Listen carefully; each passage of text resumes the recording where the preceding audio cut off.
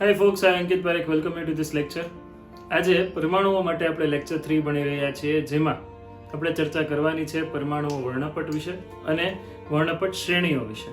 આ તમારી ટેક્સ્ટબુકનો topic number 12.3 છે. આગળ આપણે છેલ્લે ઇલેક્ટ્રોન કક્ષાઓ વિશે ચર્ચા કરી હતી. આજે જો હું તમને વાત કરું તો પરમાણુ વર્ણપટ જે છે એ કોઈ પણ તત્વો માટે ફિંગરપ્રિન્ટ્સ જેવું છે. લાયમન, બામર, પાસ્ચન, બ્રેકેટ, ફંડ વિશે તમે સાંભળેલું છે. શું છે એની વાત કરીએ. શું કર્યું હતું તો કે કોઈ પણ વાયુ હોય એમાંથી એણે નીચા દબાણે બરાબર સામાન્ય વેલ્યુનો વિદ્યુત પ્રવાહ જે છે એ પસાર કર્યો. આ વિદ્યુત પ્રવાહને કારણે એના પરમાણુઓમાં રહેલા ઇલેક્ટ્રોન જે છે એ ઉત્તેજિત થયા અને ઉત્તેજિત થઈ અને પાછા પોતાની મૂળ કક્ષામાં આવે ત્યારે અમુક ચોક્કસ પ્રકારના વિકિરણ, ચોક્કસ પ્રકારની પરમાણુ માટે શ્રેણીનું એણે ઉત્સર્જન કર્યું. બરાબર. આ જે છે એ બીજી રીતે જોવા જઈએ તો જ્યારે આ વાયુમાંથી સફેદ પ્રકાશ પસાર કરવામાં આવ્યો અને બીજી બાજુ પડદા ઉપર જ્યારે આ શ્રેણીઓ મેળવવામાં આવી ત્યારે અમુક રેખાઓ ગાયબ હતી, કાળી રેખાઓ અથવા અપ્રકાશિત રેખાઓ જેને કહેવાય છે. આ રેખાઓ એક્ઝેક્ટલી કોને મેચ થઈ? ઉત્સર્જિત વર્ણપટ જે રેખા હતી એની જ તરંગ લંબાઈઓને જે મિસિંગ વેવલેન્થ હતી, મિસિંગ તરંગ લંબાઈ હતી, એને મેચ થઈ. એટલે પરમાણુ વર્ણપટ જે છે એ અસ્તિત્વમાં એ આપણા ધ્યાનમાં આવ્યું. અહીંયા તમારી સામે અત્યારે જે છે એ આ વર્ણપટ રેખાઓ આપેલી છે, જેમાં અમુક જે મિસિંગ લાઇન્સ છે એને નામ આપેલું છે લાયમન, બામર, પાસ્ચન, બ્રેકેટ અને ફંડ. બરાબર. એમાં સૌથી પહેલી જે વર્ણપટ શ્રેણીની જો આપણે વાત કરીએ તો આ વર્ણપટ શ્રેણી જે છે એ જેકબ બામર નામના, જ્હોન જેકબ બામર નામના વૈજ્ઞાનિકે જે છે એ શોધી હતી. બરાબર. તો એણે શું કર્યું હતું એના વિશે આપણે ચર્ચા કરીએ કે ભાઈ હાઇડ્રોજન પરમાણુ જે છે ને, હાઇડ્રોજન વાયુ, એના માટે જે વર્ણપટ રેખાઓ મળીની સૌથી ઈઝી હતી. એટલે એને હાઇડ્રોજન પરમાણુ માટે ચર્ચા કરી. એને કઈ શ્રેણીની વાત કરું છું ધ્યાનથી જોજો. તો કે અત્યારે હું ચર્ચા કરું છું બામર શ્રેણી માટે. બરાબર. બામર શ્રેણી માટે એને જ્હોન જેકબ બામર, જે મેં તમને નામ કીધું, જેને હાઇડ્રોજન પરમાણુ, હાઇડ્રોજન વાયુમાંથી જે છે એ ઉત્સર્જિત વર્ણપટનો અભ્યાસ કર્યો. આ રેખાઓ દ્રશ્ય પ્રકાશમાં આવતી હતી. એટલે દ્રશ્ય પ્રકાશમાં આવતી એટલે દેખાતી. જો એની જે મિનિમમ વેવલેન્થ છે તો એના માટે બામર શ્રેણી માટે અહીંયા તમે જુઓ આ પ્રકારનો સ્પેક્ટ્રમ, આ પ્રકારનું જે તમને વર્ણપટ જે છે એ મળે છે. મિનિમમ તરંગ લંબાઈ એના માટે કેટલી હતી તો કે મિનિમમ વેવલેન્થ એના માટે હતી 364.6 નેનોમીટર અને મેક્સિમમ એચ આલ્ફા રેખા જેને કીધું છે એ છે 656.3 નેનોમીટર. તો આ બંને વસ્તુ જે છે એ બામર શ્રેણી માટે અવલોકન કરવામાં આવ્યું. બામરે પોતાના અવલોકનોના આધારે એક સૂત્ર આપ્યું. શું સૂત્ર આપ્યું તો કે એણે કીધું 1/λ બરાબર r 1/, અહીંયા 2² - 1/n². આપણે આમ લખીએ. ચાલો 1/2². 2 થી આ શ્રેણી શરૂ થતી હતી બીજી કક્ષા માટે. લાયમન, બામર, પાસ્ચન, બ્રેકેટ અને ફંડ બધા માટે આ શ્રેણીઓ અનુક્રમે આવી કે આ લાયમન શ્રેણી. તો એનું સૂત્ર શું છે લાયમન શ્રેણીનું? આ સૌથી પહેલી મળી હતી. 1/λ = r 1/1² - 1/n². એવી રીતે પાસ્ચન શ્રેણીનું સૂત્ર શું છે તો કે 1/λ બરાબર r 1/3² - 1/n². એવી રીતે બ્રેકેટ શ્રેણીનું સૂત્ર શું છે? બ્રેકેટ શ્રેણી એના માટે સૂત્ર જોવા જઈએ તો કે 1/λ બરાબર r, અહીંયા 1/4² - 1/n². અને ફંડ શ્રેણી, પી ફંડ, બરાબર, એના માટે વાત કરીએ તો 1/λ = r 1/5² - 1/n². તમને એમ થશે n ની કિંમત શું છે તો કે n જે છે ને, ધ્યાનથી સમજજો, અહીંયા બામર શ્રેણી, અને હું બોક્સ કરી દઉં, આ બિચારાઓથી પહેલા ગોતીથી આપણે એને થોડુંક માન સન્માન આપીએ. બરાબર. તો આ શરૂ થશે 3, 4, 5 ટપકા ટપકા. આ મુખ્ય ક્વોન્ટમ આંક છે. પરમાણુ કક્ષકો માટે મુખ્ય ક્વોન્ટમ આંક શું છે એ તમને ખ્યાલ છે. બરાબર. આ ક્યાંથી શરૂ થતી, n ક્યાંથી શરૂ થતા હશે તો કે 2, 3, 4. આ ક્યાંથી શરૂ થતા હશે તો કે કોમન સેન્સ 4, 5, 6 ટપકા ટપકા. આ તો કે 5, 6 અને આ 6, 7 આવી રીતે. બરાબર. આર શું છે? આર તો કે આર ને નામ આપ્યું છે રીડબર્ગનો અચળાંક, જેની કિંમત છે 1.097 into 10⁷ મીટર ઇન્વર્સ. હાઇડ્રોજન પરમાણુ માટેની વાત છે. આ બધી શ્રેણીઓ કોની માટે છે? તો કે હાઇડ્રોજન પરમાણુ વર્ણપટ વિશે આપણે ચર્ચા કરીએ છીએ. બરાબર. હવે મેં તમને કીધું એમ તો કે ભાઈ આ જે નંબરિંગ કર્યું, આ જે 1 થી 2, 2 થી 3, આને કહેવાય છે સંક્રાંતિ. એના માટે હું તમને સમજાવું. રીડબર્ગનો અચળાંક જે છે આર ને શું કીધું છે યાર? રીડબર્ગનો અચળાંક. અને અહીંયા જે છે એ તમને દર્શાવ્યું છે, એ છે બામર શ્રેણી. અહીંયા અત્યારે તમારી સામે જે આવે છે એ છે બામર શ્રેણી. તો એની માટે તમે જુઓ h ઇન્ફાઇનાઇટ જે છે એ ન્યૂનતમ તરંગ લંબાઈ છે અને h આલ્ફા જે છે એ મહત્તમ તરંગ લંબાઈ છે. તો h ઇન્ફાઇનાઇટ થી h આલ્ફા સુધીની જે આખી શ્રેણી તમને દર્શાવી છે એ બામર શ્રેણી. બરાબર. આ શ્રેણી હાઇડ્રોજન વર્ણપટ માટેની વાત કરી છે. જો યાર સ્ટાન્ડર્ડ સૂત્ર આપણે લખીએ લાયમન બામર પાશન બ્રેકેટ ફંડ, અને આ શું છે એ પણ તમને હવે ખ્યાલ આવી જશે. તો કે એકું સૂત્ર લખું 1/λ = r 1/m² - 1/n². બરાબર. શેના માટે છે? આપણે આ ધારો કે ન્યુક્લિયસ છે, એની ફરતે કક્ષાઓ આવેલી હશે. આ કઈ છે? તો કે n બરાબર પહેલી કક્ષા. એવી રીતે આ n બરાબર બીજી કક્ષા. આખું વર્તુળ જ હું તે ડ્રો આટલું કરું છું. એવી રીતે આ n બરાબર 3, n બરાબર 4, n બરાબર 5 અને છેલ્લે અહીંયા સુધી હું કરું છું n બરાબર 6 સુધી. હવે આને નામ કયા આપ્યા હતા? કે તો આને નામ આપ્યું, આ જે પહેલી કક્ષા છે એને નામ આપ્યું k, આને નામ આપ્યું L, આને નામ આપ્યું M, આને નામ આપ્યું N, O, P. K થી શરૂઆત કરી અને નામ આપ્યા હતા. n બરાબર 4 નું નામ અહીંયા લખી દઉં, આ M જે છે એ અહીંયા લખી દઉં, L અહીંયા લખી દઉં. બરાબર. આવી રીતે K, L, M, N, O, P નામ આપ્યા હતા. હવે ધ્યાનથી સમજજો, જ્યારે કોઈ ઇલેક્ટ્રોન જે છે એ ઊંચા ઉર્જા સ્તરમાંથી નીચા ઉર્જા સ્તરમાં આવે તો એ ઉર્જાનું ઉત્સર્જન કરશે, અને જ્યારે કોઈ ઇલેક્ટ્રોન નીચા ઉર્જા સ્તરમાંથી ઊંચા ઉર્જા સ્તરમાં જશે ત્યારે એ ઉર્જાનું શોષણ કરશે. આ જે છે એ બોરના અધિતર્કમાં સમજાવેલું છે, આપણે આગળ સમજીએ. પણ અહીંયા સૌથી પહેલા મારે તમારી સામે જે ટોપિક ક્લિયર કરવો છે એ છે સંક્રાંતિ. ઇંગ્લિશમાં આને કહેવાય છે ટ્રાન્ઝિશન. બરાબર. ઇંગ્લિશમાં આને કહેવાય છે ટ્રાન્ઝિશન. ધ્યાનથી સમજો યાર. શ્રેણીઓ માટે આપણે વાત કરીએ, ધારો કે હું લાયમન શ્રેણીની વાત કરતો હોય તો એ કઈ થશે? લાયમન એટલે છે ને સૌથી પહેલા યાદ રાખવું n બરાબર 1. કોઈ પણ ઇલેક્ટ્રોન, ધ્યાનથી સાંભળો, કોઈ પણ ઇલેક્ટ્રોન કક્ષામાંથી કોઈ અન્ય કક્ષામાંથી પહેલી કક્ષામાં આવતો હોય અથવા પહેલી કક્ષામાંથી બીજી કોઈ કક્ષામાં જતો એને લાયમન શ્રેણી કહેવામાં આવશે. જેમ કે બીજી કક્ષામાંથી પહેલી કક્ષામાં આવશે ને તો આને નામ આપશું k આલ્ફા રેખા. પછી ત્રીજી કક્ષામાંથી અહીંયા ત્રીજી કક્ષામાંથી પહેલી કક્ષામાં આવશે તો એને નામ આપશું k બીટા રેખા. અહીંથી અહીંયા આવશે તો એને નામ આપશું k ગામા રેખા. આને નામ આપશું k ડેલ્ટા રેખા. ધ્યાનથી સમજો. હવે આ k રેખા અથવા k શ્રેણીની રેખા જે છે એને લાયમન શ્રેણી કહેવાય છે. કઈ શ્રેણી કીધી યાર? લાયમન શ્રેણી. કેમ? તો કે જો બાજુમાંથી જ આવતો હોય m બરાબર, લાયમન શ્રેણી માટે છે ને m બરાબર 1 થઈ જશે, બામર માટે m બરાબર 2, આ m બરાબર, પાશ્ચન માટે 3, બ્રેકેટ માટે 4, એવી રીતે ફંડ માટે 5. બરાબર.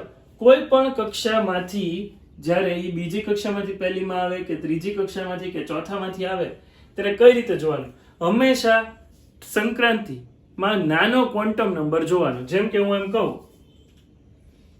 2 થી 1 માં ઇલેક્ટ્રોન આવ્યો. ક્યાંથી ક્યાં આવ્યો? 2 થી 1. તો 2 થી 1 માં આવ્યો તો નાનો ક્વોન્ટમ નંબર કોણ છે? 1. 1 સાથે કોણ છે? k. બરાબર. k 1 સાથે છે એટલે k શ્રેણીની રેખા થઈ ગઈ. વચ્ચેનો ગેપ કેટલો છે? 2 - 1 નો ગેપ 1. એટલે આ રેખા થઈ કે આલ્ફા રેખા. હવે ધારો કે 3 થી 1 માં આવ્યું. 3 થી ક્યાં આવે છે? 1 માં. 3 થી 1 કે 1 થી 3? 3 થી 1 માં આવે ને તો ઉર્જાનું ઉત્સર્જન થાય, અને 1 થી 3 માં જવું હોય તો ઉર્જાનું શોષણ કરવું પડે. તમે વિચારો, ત્રીજા માળથી તમે કૂદકો મારો તો ઓટોમેટિકલી ગુરુત્વાકર્ષણ તમને નીચે ખેંચી લે. એવી રીતે ત્રીજી કક્ષામાંથી પહેલી કક્ષામાં જવું હોય તો ન્યુક્લિયસનું આકર્ષી બળ છે જ તે, પણ પહેલી કક્ષામાંથી ત્રીજી કક્ષામાં જવું હોય તો ઉર્જાનું શોષણ કરવું પડે. ત્રીજી કક્ષામાંથી પહેલી કક્ષામાં આવવા ઉર્જાનું ઉત્સર્જન થાય છે. બરાબર? તો 3 થી 1 ગેપ કેટલાનો થયો? આ નાનો ક્વોન્ટમ નંબર 1 એટલે કે શ્રેણી થઈ ગઈ, તો ફિક્સ છે, અને ગેપ 2 નો એટલે કે બીટા રેખા. ત્યારે જે ઉત્સર્જતી તરંગ લંબાઈ હશે એ કઈ થઈ જશે? કે બીટા. ચાલો 4 થી 1 તો એને કહીએ કે ગામા, કેમ કે 3 નો ગેપ છે અને લાઇમન શ્રેણી છે. ખ્યાલ આવી ગયો? હવે હું તમને બીજી શ્રેણી દેખાડું. ચાલો, કે ડેલ્ટા ખબર પડી ગઈ ને 5 થી 1. હવે બીજી શ્રેણી આપણે સમજીએ, બામર શ્રેણી. બામર એટલે ક્યાંથી ક્યાં આવે? તો કે 3 થી 2, 4 થી 2, 5 થી 2, 6 થી 2. આજે પહેલી આ તમને શ્રેણી આખી દેખાય છે અહીંયા, ઈ લાઇમન હતી. આ આખી જે શ્રેણી દેખાય છે ઈ બામર હશે. કઈ રીતે બામર શ્રેણી? આને આપણે એલ રેખા અથવા એચ રેખા કહી શકીએ. બામર શ્રેણી. યાર આને કેમ આપણે એચ રેખાનું બિરુદ આપ્યું? કેમ કે બામરે સૌથી પહેલા શોધી હતી એટલે એના માનમાં, બીજું કાંઈ નહીં. હવે એલ આલ્ફા સમજો. પહેલું જે છે આ એલ આલ્ફા, આ L beta, L gamma, L delta. એમ 2 થઈ જશે કેમ કે આ બામર શ્રેણી છે. એમ બરાબર 2 થઈ જશે. ક્યાંથી ક્યાં રેખાઓ આવે છે? તો કે આ આવશે 3 થી 2, 4 થી 2, 5 થી 2, 6 થી 2. આ સંક્રાંતિઓ. મોટા ક્વોન્ટમ નંબરમાંથી નાના ક્વોન્ટમ નંબરમાં આવતી વખતે ઉર્જાનું ઉત્સર્જન થશે. નાના ક્વોન્ટમ નંબરમાંથી મોટા ક્વોન્ટમ નંબરમાં જાતી વખતે ઇલેક્ટ્રોન જે છે ઉર્જાનું શોષણ કરશે. આ 3 થી 2 એટલે જો પહેલા તો આ જોવાનું, નાનો ક્વોન્ટમ નંબર 2 છે એટલે એલ શ્રેણીની રેખા થઈ ગઈ પાક્કું. 3 ઓછા 2 નો 1 નો ગેપ થયો એટલે એલ આલ્ફા. 4 ઓછા 2 2 નો ગેપ થયો એટલે એલ બીટા, આ એલ ગામા, એલ ડેલ્ટા. ખબર પડી ગઈ કે નહીં? ઓકે, તો આવી રીતે તમે દરેક લખી શકો. કઈ રીતે? અહીંયા આ કઈ શ્રેણી થશે? 1, 2, 3. ક્યાં આવે છે? એમ માં આવે ને. એમ આલ્ફા, એમ બીટા, એમ ગામા. આ લાઇમન હોય, આ લાઇમન હોય, આ બામર હોય, તો આ કઈ થઈ ગઈ? પાશ્ચન શ્રેણી થઈ.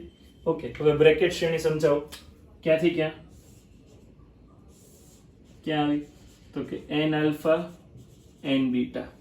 બરાબર? તો આ કઈ શ્રેણી થઈ યાર? આ બ્રેકેટ શ્રેણી.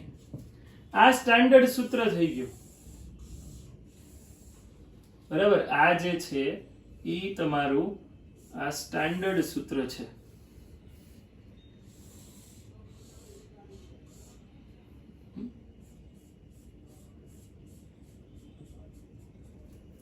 આ તમારું સ્ટાન્ડર્ડ સૂત્ર થઈ ગયું. આ યાદ રાખજો.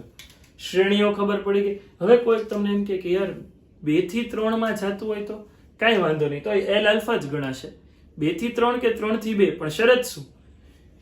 3 થી 2 માં લેમ્ડા જેટલી તરંગ લંબાઈનું ઉત્સર્જન થશે, એફ જેટલી આવૃત્તિનું ઉત્સર્જન થશે. 2 થી 3 માં એટલી જ તરંગ લંબાઈનું એટલી જ આવૃત્તિનું શોષણ થશે.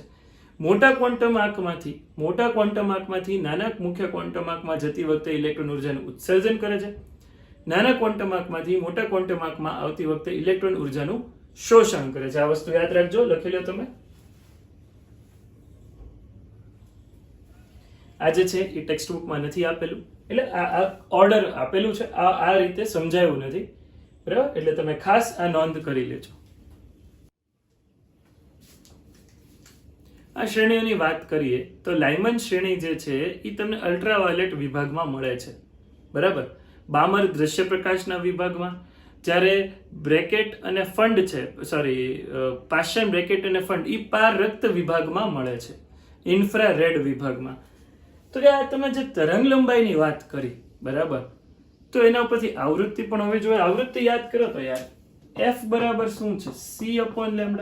તમારી ટેક્સ્ટ બુકમાં f ની જગ્યાએ ન્યુ લખેલું છે. ન્યુ આ આવૃત્તિની સંજ્ઞા છે, બરાબર. હું દરેક જગ્યાએ f લખીશ, હું ક્યાંય ન્યુ નહીં લખું. f બરાબર c/λ. હું દરેક જગ્યાએ જે છે ઈ f લખીશ, બરાબર, ન્યુ નહીં લખો. એટલે શું? c v એમાં કન્ફ્યુઝન ન થાય. બીજી વસ્તુ, c ક્યારે લખીએ? જ્યારે શૂન્ય અવકાશમાં હોય, કોઈક માધ્યમ હોય, તો v અને લેમડા જે છે એ બદલાય છે. યાદ રાખજો, કિરણ પ્રકાશ શાસ્ત્રમાં આપણે ચર્ચા કરેલી છે. અત્યારે આપણે શૂન્ય અવકાશમાં જે બધી પ્રોસેસ કરીએ છીએ એટલે c/λ રાખીએ. ઓકે, ધ્યાનથી સમજો. અહીંયા બંને સાઈડ તમે c ગુણી નાખો. c/λ બરાબર r into c 1/m² minus 1/n². હવે તમે વિચારો તો યાર, જો લાઇમન હોત, લાઇમન, બામર, પાશ્ચન, બ્રેકેટ અને ફંડ, જો લાઇમન હોત તો આપણે લખીએ m બરાબર 1 થી સ્ટાર્ટ થાય, બામર m બરાબર 2, પાશ્ચન m બરાબર 3, અહીંયા m બરાબર 4 અને આ m બરાબર 5. ખ્યાલ આવી ગયો ને? અને n તો ખબર જ છે, આનું n 2 3 4 આનું આગળ લખેલું છે, રિવાઇન્ડ કરીને જોઈ લો. c/λ જેને આપણે આવૃત્તિ કહી શકીએ છીએ r into c 1/m² minus 1/n². Text બુકમાં અહીંયા ન્યુ કરેલું છે, હું f લખું છું. ઓકે, બીજી વસ્તુ, ક્વોન્ટમ શાસ્ત્ર અનુસાર, ક્વોન્ટમ શાસ્ત્ર, અને આ કોણે કીધું હતું? આ આઇન્સ્ટાઈન ની સમજૂતી અને પ્લાન્કનો અચળાંક.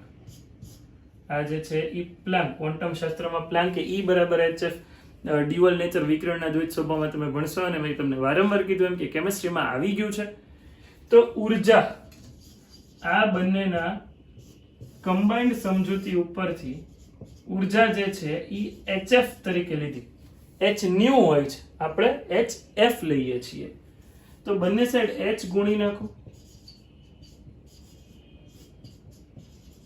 1/m² minus 1/n². તો આ જે વાત કરી એ ઉર્જા માટે વાત કરી, બરાબર. તો જ્યારે કોઈ ઇલેક્ટ્રોન m માંથી n માં જશે, m માંથી n માં જશે, તો hf જેટલી ઉર્જાનું ઉત્સર્જન કરશે. અથવા નાનામાંથી મોટામાં જતો હોય તો શોષણ કરે, મોટામાંથી નાનામાં આવતું હોય તો ઉત્સર્જન કરે. ક્લિયર છે? એટલું લખી નાખજો ભાઈ, બરાબર.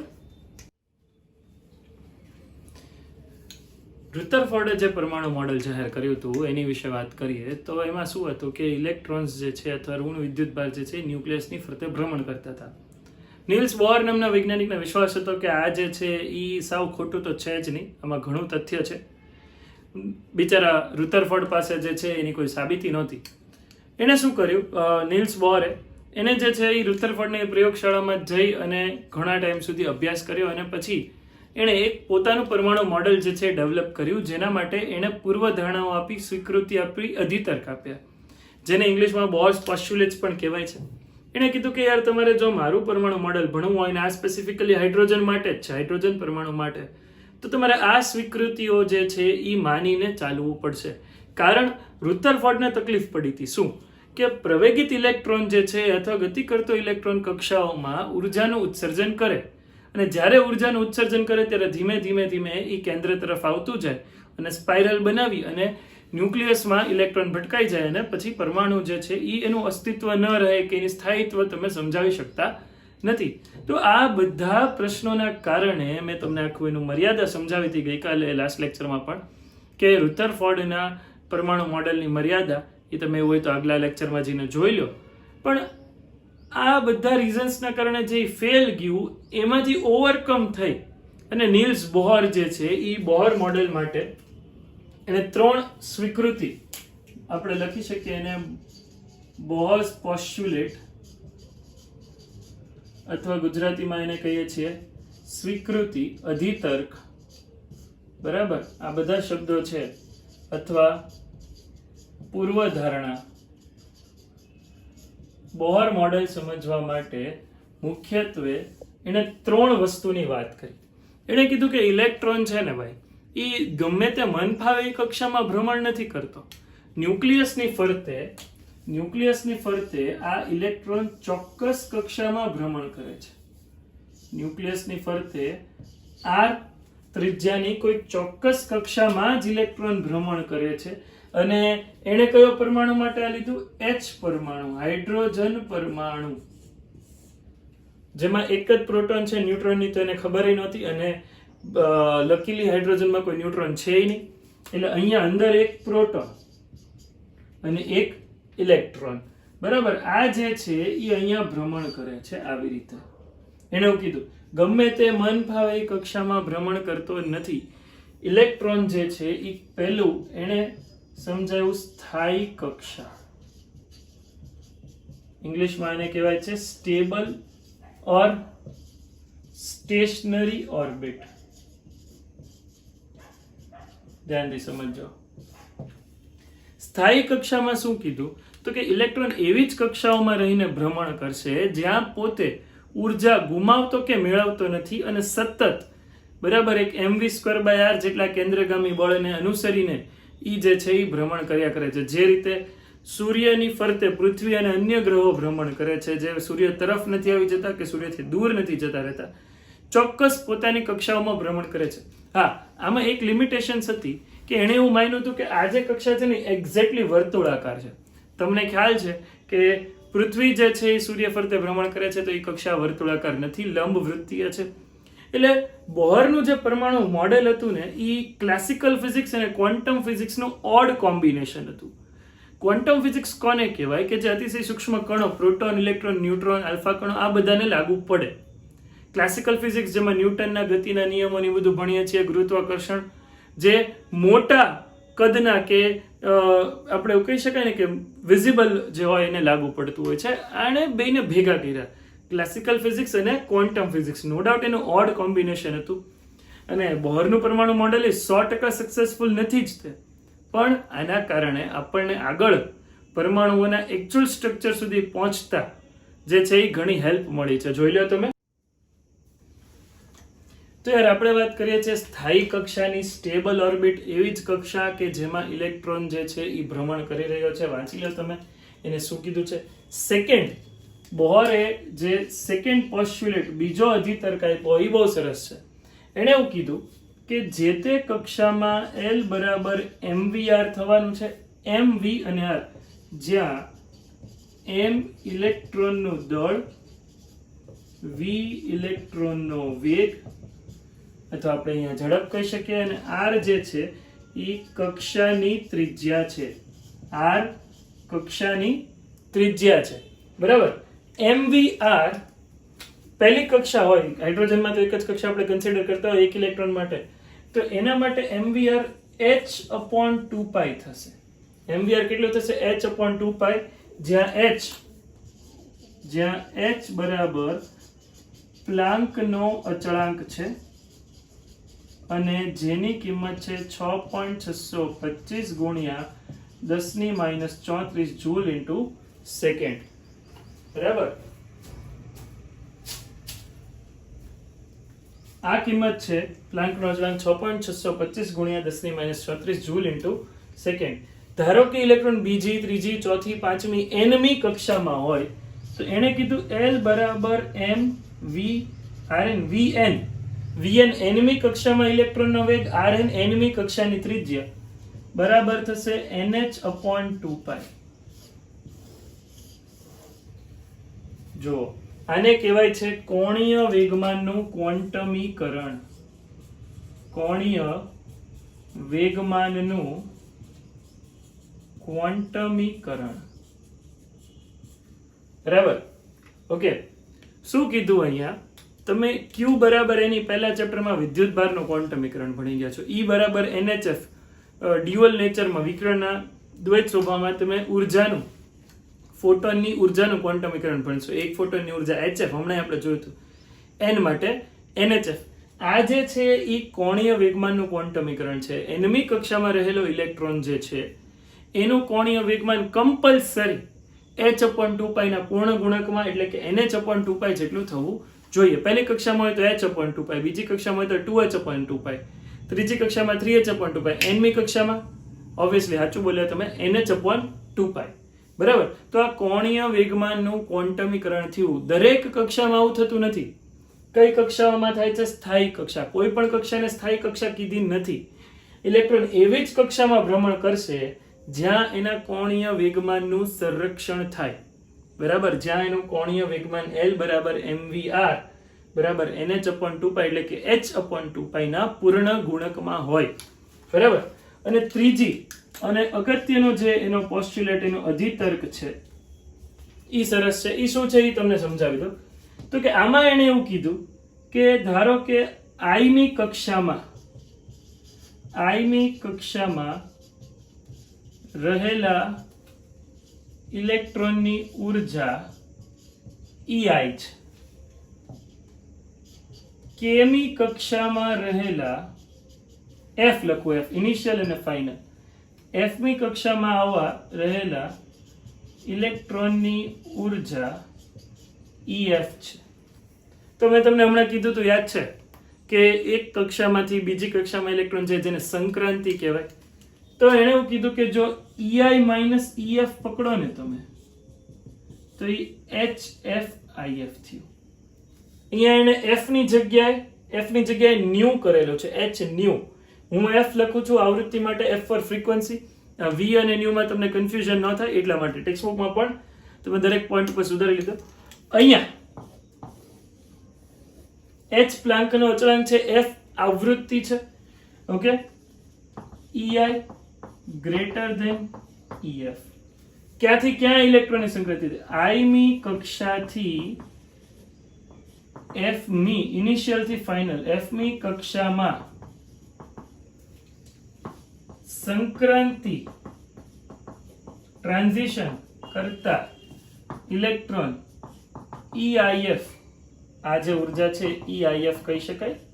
ગેપની ઉર્જા જેટલી ઉર્જાનું ઉત્સર્જન કરે છે. જો EI ગ્રેટર ધેન EF હોય તો બરાબર. જો EI લેસ ધેન EF હોય તો અહીંયા ઉત્સર્જનને બદલે શું થઈ જાય? શોષણ. મોટા ક્વોન્ટમ નંબરમાંથી નાના ક્વોન્ટમ નંબરમાં જતી વખતે ઉર્જાનું ઉત્સર્જન થશે. નાના ક્વોન્ટમ નંબરમાંથી મોટા ક્વોન્ટમ નંબરમાં જવા માટે ઇલેક્ટ્રોન જે છે ઉર્જાનું શોષણ કરશે. આપણે હાઇડ્રોજન માટે પરમાણુ મોડેલ ભણીએ બોહરનું, એને સૂત્ર તારવીએ, એના પછી મારે તમને ઉર્જા સ્તર જ સમજાવવાના છે. બરાબર. આ લખી લો તમે 3 એના પોસ્ટ્યુલેટ્સ, અધિતર્ક, સ્વીકૃતિ જે તમે કહો છો. 2 માર્ક માટે બોર્ડ લઈ જાય છે. 2 માર્ક માટે બહુ ઇમ્પોર્ટન્ટ ક્વેશ્ચન છે. બરાબર. બોહર મોડેલ જે છે એની સ્વીકૃતિ લખી નાખજો ભાઈ. તો કે હાઇડ્રોજન પરમાણુનો જે બોહર મોડેલ છે એની ઉર્જા વિશે આપણે ચર્ચા કરીએ. ધ્યાનથી સમજજો. ઇલેક્ટ્રોન જે છે એ કોઈ પહેલી, બીજી, ત્રીજી કોઈ બી કક્ષામાં હોય. હાઇડ્રોજનમાં આપણે બાય ડિફોલ્ટ એને ફર્સ્ટ ઓર્બિટમાં પહેલી કક્ષામાં માનીએ છીએ, પણ ઉર્જા મેળવીને, બહારથી ઉર્જા મેળવીને ઉત્તેજિત થઈને આગળની કક્ષાઓમાં જઈ શકે છે, પાછો પણ આવે છે. હવે આ બધી પ્રક્રિયાઓ વિશે તો આપણે આગળ ચર્ચા કરશું દાખલાઓમાં અને સ્પેશિયલ કેસીસમાં. પણ તમને જે સમજાયું છે ટેક્સ્ટ બુકમાં કે એનમી કક્ષામાં રહેલા ઇલેક્ટ્રોનની ઉર્જા અને એની ત્રિજ્યા વિશે તારવણી આપણે કરીએ. બરાબર. 2 વસ્તુ હું તમને લખી દઉં છું અહીંયા. જે આપણે ઇલેક્ટ્રોન કક્ષાઓ ટોપિક ભણ્યા હતા ત્યારે લખેલું હતું, ત્યારે તારવેલું હતું. શું? તો કે ઇલેક્ટ્રોન માટે હું H પરમાણુની જ વાત કરું છું સ્પેસિફિકલી. ઇલેક્ટ્રોન માટે ગતિ ઉર્જા કેટલી હતી? તો કે 1/8πε0 e²/r. બરાબર. સ્થિતિ ઉર્જા કેટલી હતી? તો કે -1/4πε0 e²/r. અને આ બંનેનો સરવાળો કુલ ઉર્જા જે છે એ કેટલી હતી? તો કે -1/8πε0 e²/r. ધારો કે આ ઇલેક્ટ્રોન nમી કક્ષામાં હોય તો આપણે એને nમી કક્ષામાં ગતિ ઉર્જા, nમી કક્ષામાં એની સ્થિતિ ઉર્જા અને nમી કક્ષામાં રહેલા ઇલેક્ટ્રોનની nમી કક્ષામાં રહેલા ઇલેક્ટ્રોનની કુલ ઉર્જા. બરાબર. આમ સૂત્ર તરીકે લખી શકીએ. હવે મારી જે તારવણી છે એના સ્ટેપ્સ જે છે એ ટેક્સ્ટ બુકની તારવણીના અકોર્ડિંગલી જ રહેશે. પણ એની જે સાદું રૂપ છે એ થોડુંક મેં બદલ્યું છે, કેમ કે એમાં શું છે, સમીકરણ 1 અને 2 માં કિંમત મૂકતા સીધો જવાબ લખી નાખ્યો. હવે એવું કરવા જાવ તો તમને ન આવડે, બરાબર? એટલે અહીંયા mvr બરાબર nh/2π, અહીંયા હું rn લખું છું. શું છે આ?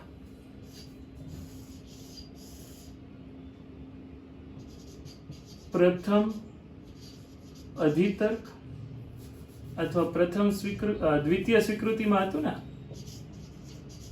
દ્વિતીય સ્વીકૃતિ.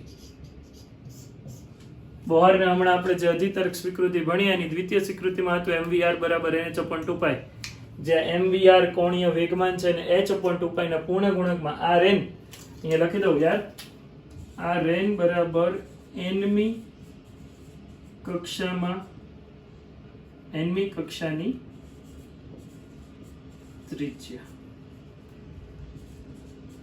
બરાબર?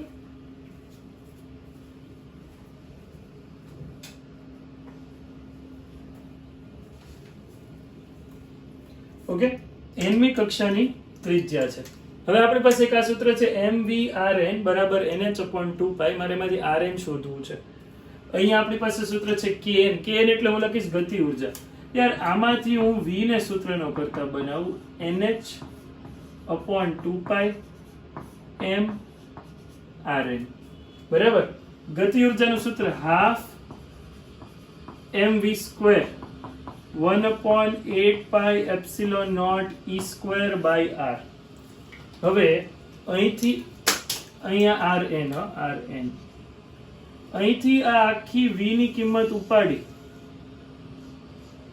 અને આમાં સબસ્ટિટ્યુટ થઈ જાય, શું થશે? 1/2 m nh/2π m rn whole square બરાબર 1/8πε0 e²/rn. ઓકે, ડન છે. ચાલો હવે rn ને સૂત્રનો કરતા બનાવવાનો છે nમી કક્ષાની ત્રિજ્યા. આ બે સાઈડ વર્ક કરી દો તો કે આ થઈ ગયું 1/2 m n² h² 4π² m² rn² 1/8πε0 e²/rn. હવે જેટલી વસ્તુ ઉડે છે એટલી ઉડાડી દો, બરાબર? અહીંયા કઈ કઈ વસ્તુ ઉડે છે તો કે એક આ rn અને rn ઉડે છે, એક આ 2 ચોક 8 2 ચોક 8 ઉડી ગયા, એ π² છે, અહીંયા π² છે એટલે 1 π અને 1 π ઉડાડી દીધા. અંશમાં 1 m છે, 1 m ઉડાડી દીધા, બરાબર? તો હવે rn ને સૂત્રનો, અહીંયા જે rn છે છેદમાં એને સૂત્રનો કરતા બનાવો આ રીતથી, બરાબર? આ જે મેં જે રીતે કર્યું છે તો તમારો જવાબ આવશે rn માટે. rn ને હું સૂત્રનો કરતા બનાવું છું તો n² h² અહીંયા જતું રહેશે, n² h² છેદમાં m પાઈ છે, m છે અને e² અહીંયા નીચે જશે એટલે અપોન પાઈ me². આ જે છે એ તમારા rn નો આન્સર બને છે, બરાબર?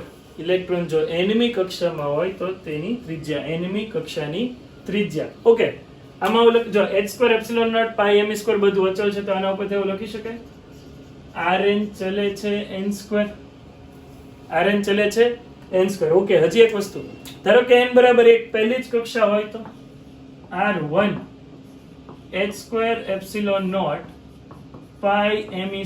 મેં n બરાબર 1 મૂકી દીધું.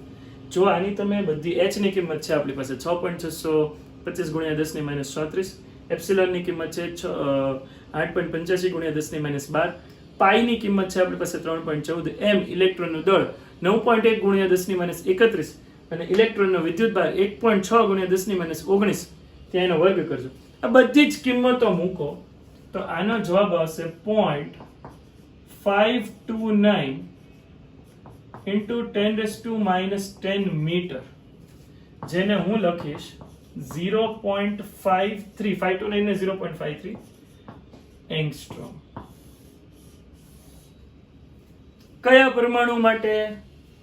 એ હાઇડ્રોજન પરમાણુ માટે આ જે ચર્ચા ચાલે છે એ હાઇડ્રોજન પરમાણુ માટેની ચાલે છે. આ એના માટે આપણને પહેલી કક્ષાની ત્રિજ્યા મળી. અહીંયા શોર્ટમાં એવું લખી શકાય, આટલો પાર્ટ જે છે એ તો 0.53 એંગસ્ટ્રોમ જ થવાનો છે.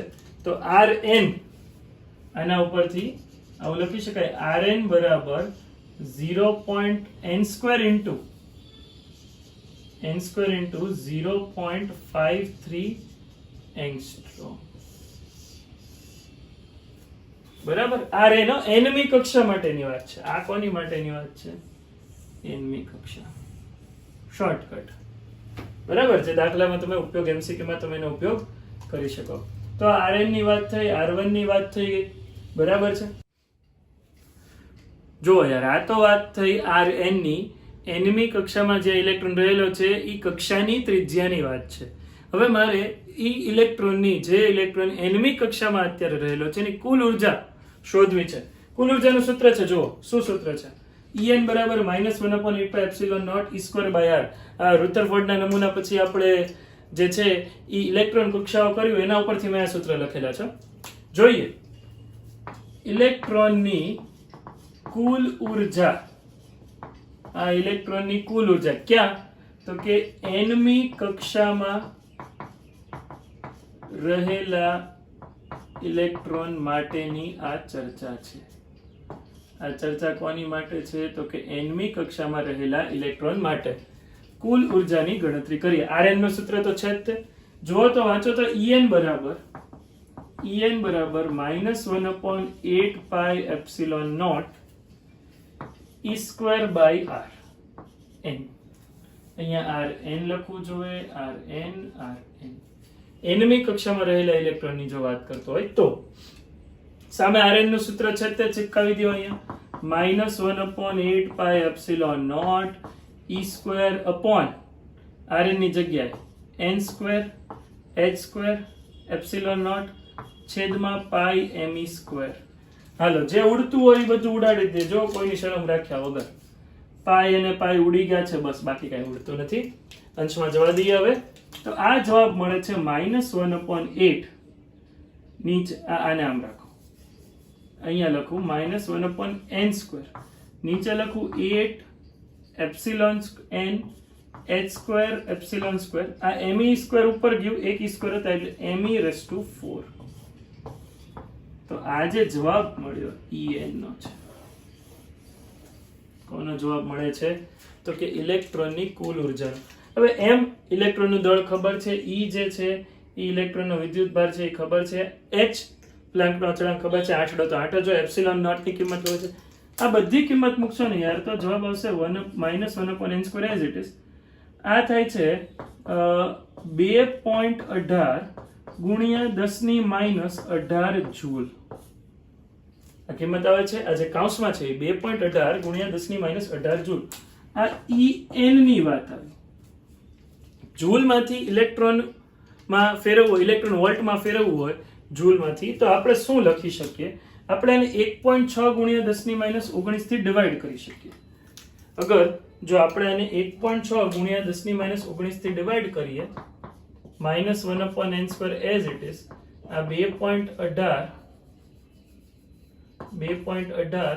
ગુણ્યા 10⁻18 ના છેદમાં, અગર હું લખતો હોય 1.6 ગુણ્યા 10⁻19, તો આ આખે આખું ફરી જશે EV માં, ઇલેક્ટ્રોન વોલ્ટમાં, અને જે જવાબ આવે છે -13.6 ઇલેક્ટ્રોન વોલ્ટ. જવાબ શું આવે છે? -13.6 ઇલેક્ટ્રોન upon n². તો લખી શકાય En ચલે છે 1/n². En ચલે છે 1/n². ક્લિયર છે એટલું બધાને? રાઈટ. તો આ જે છે એ ઉર્જા માટે વાત કરી, nમી કક્ષામાં રહેલા ઇલેક્ટ્રોનની ઉર્જા માટે. પહેલી કક્ષા હોય તો અહીંયા 1² મૂકો, બીજી માટે 2², ત્રીજા માટે 3². કિંમત મૂકો. જો અગર હું અહીંયા લખું ને E1, તો આ -13.6 EV આવશે. E2 લખું તો નીચે 2² એટલે નીચે 4 આવશે ને, તો ઈ જવાબ જે બને છે ઈ બને છે -3.4 eV, બરાબર. E2 જે છે ઈ બને છે -1.51 eV. E4 બને છે -0.85 eV. આ ગોખેલી કિંમત નથી, તારવેલી કિંમત છે. કઈ રીતે? -13.6 ના છેદમાં 1 નો વર્ગ મૂકો એટલે 1 એટલે આ જ આવશે, 2 નો વર્ગ મૂકો એટલે 4 એટલે આ આવી જશે, 3 નો વર્ગ એટલે 9 તો આ આવી જશે, એના છેદમાં 4 નો વર્ગ 16 મૂકો, બરાબર, તો -0.5. આવી રીતે તો આગળ આગળ ચાલતું રહ્યું. એટલે હવે આપણે જે ચર્ચા કરવાની છે એ ઉર્જા સ્તર માટે, બરાબર. ઇલેક્ટ્રોનના હાઇડ્રોજન પરમાણુમાં વિવિધ ઉર્જા સ્તરો માટે આપણે જે ચર્ચા કરવી છે, અને પછી એને હું મેચ કરાવીશ લાયમન બાઉમર પાસ્કલ બ્રેકેટ ફંડ સાથે. બહુ ઇન્ટરેસ્ટિંગ ચેપ્ટર છે, જોઈ લો તમે. હવે સમજીએ ઉર્જા સ્તરો. આ ઉર્જા સ્તરો શું છે એ સમજીએ. ધારો કે આ n બરાબર હું 1 જેને કહું ને એને કહેવાય ધરા અવસ્થા, અથવા ઇંગ્લિશમાં કહેવાય એને ગ્રાઉન્ડ સ્ટેટ. કોના માટે? ઇલેક્ટ્રોન માટે. અહીંયા રહેલા ઇલેક્ટ્રોનની ઉર્જા કેટલી હશે? તો કે આ ઉર્જા હશે E1 બરાબર -13.6 eV. યાર આ ઉર્જાને આપણે નામ આપી શકીએ ઇલેક્ટ્રોનની કુલ ઉર્જા, ઓર બીજા શબ્દોમાં હું નામ આપું છું બંધન ઉર્જા. આ બંધન ઉર્જા શું છે? ઇલેક્ટ્રોનને મારે જ્યારે આ કક્ષામાંથી, પહેલી કક્ષામાંથી મુક્ત કરવો હોય તો મિનિમમ જે ઉર્જા આપવી પડે +13.6 eV હશે, માઇનસ નહીં, સમજો. માઇનસ એની કુલ ઉર્જા છે, તમારે એને જે મુક્ત કરવા તમે જે ઉર્જા આપશો એ હશે +13.6 eV. હવે તો કે બીજી જે કક્ષા છે એ આપણે ડ્રો કરીએ. બીજી કક્ષા શું છે? તો કે એના માટે લખીએ n બરાબર 2. તો n બરાબર 2 લખ્યું હતું તો E2 ની ઉર્જા -13.4 આવતી હતી, 3.4, સોરી શું બોલ્યો, -3.4. હવે n બરાબર 3 લખો તો ઈ ગેપ કેટલો છે? આ ગેપ છે E3 ની ઉર્જા છે. અહીંયા સોરી, પ્રિન્ટિંગ મિસ્ટેક, અહીંયા E3 તમને ખબર પડી જ ગઈ હશે. E1 E2 પછી E3 જોઈ, કોમન સેન્સ ની વાત છે. હવે n બરાબર 3 લખું છું, n બરાબર 3. તો અહીંયા જે ઉર્જા મળે છે એ E3 છે, કેટલી છે? -1.51 eV. 13.6 ના છેદમાં 3 નો વર્ગ 9 કરો એટલે આ જવાબ આવશે. પછી n બરાબર 4 માટે જ્યારે હું કિંમત મૂકતો હોય તો E4 મને મળે છે -0.85 eV. ઈ આનું છે. તમે એક વસ્તુ નોટિસ કરી, આ ગેપ ઘટતો જાય છે. ધારો કે તમારો ઇલેક્ટ્રોન પહેલી કક્ષામાં છે, ત્યાંથી એને જો બીજી કક્ષામાં જવું હશે, બરાબર, તો એને કેટલી ઉર્જાની જરૂર પડશે? 1 થી 2 સંક્રાંતિ કરવા માટે. 1 થી 2 એટલે કઈ સંક્રાંતિ થઈ? કે લાયમન આલ્ફા, બરાબર, લાયમન આલ્ફા, કે આલ્ફા સંક્રાંતિ થયા, બરાબર. નાનો ક્વોન્ટમ નંબર જોવાનો, 1 નો ગેપ એટલે આલ્ફા. તો આ ઉર્જા જે છે એ કેટલી હશે? તો આ ઉર્જા થશે E1 E2. કેટલા ગેપની ઉર્જા જોશે? સોરી, આઈ શુડ સે E2 E1. અહીંયા મોટામાંથી નાનું હું માઇનસ કરું. -3.4 ને -13.6 માં -3.4 મોટું છે, તો આ થશે -3.4 માઇનસ -13.6. તો જવાબ બને છે 10.2 eV. આ ગેપ આવ્યો કોનો? E2 E1 નો. આ ગેપ કોનો આવ્યો છે યાર? E2 E1 નો ગેપ બને છે. હવે ધારો કે ઇલેક્ટ્રોન ને 1 થી સીધું 3 માં જવું છે. સીધું ક્યાં જવું છે? 1 થી 3 માં. આ ઇલેક્ટ્રોન ને સીધું 1 થી 3 માં જવું. આ પહેલો ગેપ કોનો હતો? તો કે 1 થી 2 નો ગેપ હતો. આ E2 E1. હવે ઇલેક્ટ્રોન ને જવું છે 1 થી 3 માં, તો હું કરીશ E3 E1, બરાબર. આ ગેપ થશે E3 E1. અહીંયા લખું E3 E1 બરાબર આ E3 છે 1.51 માઇનસ -13.6. જવાબ આવે છે 10.1 EV. આ ગેપ કોનો આવ્યો? બરાબર. જો હું ઇલેક્ટ્રોનને 12.1 EV, જો હું ઇલેક્ટ્રોનને 10.2 ઇલેક્ટ્રોન વોલ્ટ જેટલી ઉર્જા આપીશ તો એ 1 માંથી 2 માં જશે. જો હું ઇલેક્ટ્રોનને 12.1 EV જેટલી ઉર્જા આપીશ તો 1 માંથી 3 માં જશે. હવે એ જ રીતે E4 E1 ના ગેપ જેટલી ઉર્જા આપીશ તો 1 માંથી 4 માં જશે.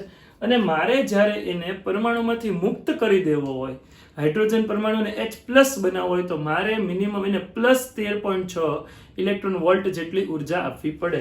તો આપણે જે અત્યારે ચર્ચા કરી રહ્યા છીએ ઈ છે ઉર્જા સ્તરો. બરાબર, ઉર્જા સ્તરો. અને અત્યારે તમારી સામે જે આકૃતિ આવી રહી છે એ ટેક્સ્ટ બુકમાં આપેલી છે ઉર્જા સ્તરો માટે, ગેપ માટે. તમે સમજી લો. બરાબર. આવતા લેક્ચરમાં હું ખાસ તમને કહું છું કે હાઇડ્રોજન પરમાણુ માટે જે આપણે ત્રિજ્યા અને ઉર્જાની તારવણી કરી એ તમને કોઈ પણ પરમાણુ ક્રમાંક ધરાવતા હાઇડ્રોજનિક પરમાણુ માટે જે છે એ પૂછી શકે. પ્રીવિયસ યર ટેક્સ્ટ બુકમાં હતું. એના આધારિત દાખલા MCQ JEE નીટમાં ખૂબ પૂછાય છે. તો એ તારવણી એનું એક સ્પેશિયલ કેસ, બરાબર, RN નું, VN નું, એનું કોણીય વેગમાન, આ બધાના સ્પેશિયલ કેસ જે છે એ આપણે આવતા લેક્ચરમાં કરશું. આવતો લેક્ચર જે છે એ કમ્પ્લીટલી કોમ્પિટિટિવ એક્ઝામ બેઝડ હશે. બરાબર. અને નેક્સ્ટ 2 લેક્ચર્સમાં તો આની થિયરી પૂરી પણ થઈ જશે. સો ઝડપથી આ ચેપ્ટર તમે સાથે સાથે કરતા જજો. Okay, stay home, stay safe. Thank you.